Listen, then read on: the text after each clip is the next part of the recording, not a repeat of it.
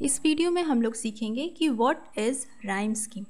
जब भी हम लोग कोई किसी भी पोएट्री को पढ़ते हैं, पोएम्स पढ़ते हैं, तो वहाँ हमें ये वर्ड सुनने को मिलता है कि राइम स्कीम, कि इस पोएट्री की राइम स्कीम क्या है।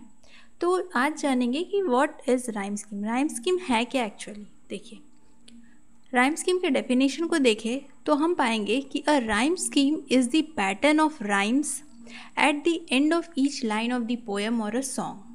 It is usually referred to by using letters to indicate which lines rhyme. For example, जब भी हम लोग राइम स्कीम देखते थे पोएम का, किसी भी पोएट्री का, तो हम लोग का राइम स्कीम कैसे होता था? A B.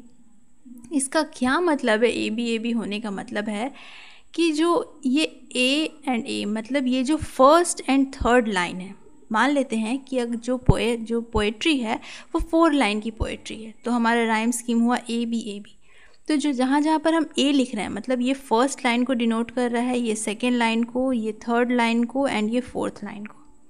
तो ए इसका कहने का मतलब है कि जो ये फर्स्ट एंड थर्ड लाइन है ना, इसका जो लास्ट वर्ड है उसमें राइम मैच करता है. क्या means that the first and third line rhyme with each other.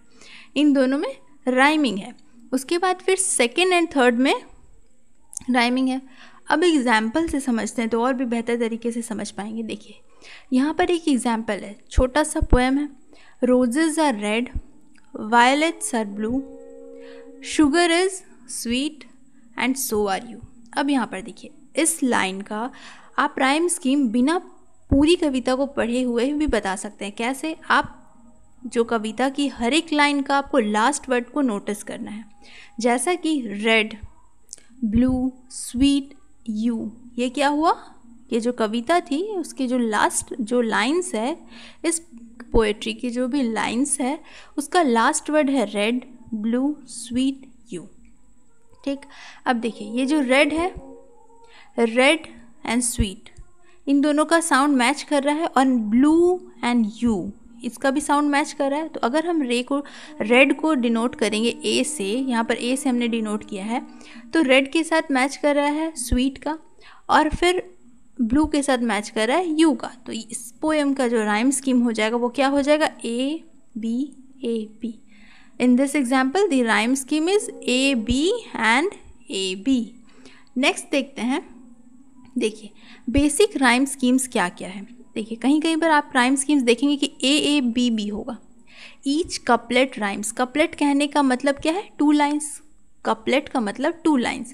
देखिए, the cat sat on the mat, it wore a thin hat, the dog barked at the moon and hoping to see it soon. अब देखिए, यहाँ पर mat, ये जो word है mat, उसके बाद आता है हैट, फिर है मून, उसके बाद है सून. तो आप देख पा रहे हो कि mat and hat sounds rhyming match कर रहा है. मैट, हैट, तो ए, फिर मून एंड सून, तो बी. तो यहाँ इस जो पोएम है उसका राइम स्कीम क्या हो जाएगा? A and B. बिना कविता को पढ़े हुए बस लाइंस का जो लास्ट वर्ड है ना, उसी को नोटिस करके आप बता देंगे कि राइम स्कीम होता क्या है. देखिए, फिर आता है अल्टरनेट राइम स्कीम. जैसे कि यहाँ पर west, best, rise, skies. West, इसके जो साउंड मैच कर रहा है वो किसका मैच कर रहा है? बेस्ट का मैच कर रहा है, वेस्ट एंड बेस्ट. फिर राइज के साथ किसका मैच कर रहा है? स्काइज का. तो क्या हो गया? A B. Alternate rhyme lines का जो राइम है यहाँ पर.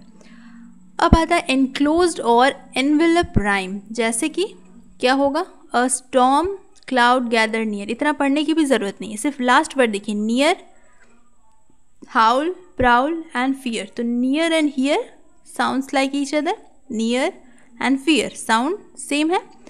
उसके बाद फिर है हाउल एंड प्राउल. तो देखिए, बी, ये दोनों का राइम मैच कर रहा है और इन दोनों का राइम मैच कर रहा है. तो ये था राइम स्कीम. ठीक है. अब देखते हैं, यहाँ पर देखिए, ब्रेक्स, अवेक्स एंड स्टेक, इन तीनों का राइम मैच कर रहा है. A B C. क्या है? Song, along, prolong. तो ये था राइम स्कीम. राइम स्कीम क्या होता है आप अभी जाने होंगे कि राइम स्कीम का मतलब होता है. देखिए, डेफिनेशन जो हमने पढ़ा था उसमें क्या था कि राइम स्कीम एक पैटर्न है, पैटर्न ऑफ राइम्स है. राइम स्कीम क्या है? पैटर्न ऑफ राइम्स है. किसी भी कविता के लाइंस के लास्ट वर्ड को देखकर हम बता सकते हैं कि राइम स्कीम क्या है. तो आई होप आप राइम स्कीम अच्छे से समझ पाए होंगे. ठीक है, मिलते हैं नेक्स्ट वीडियो में। Thank you.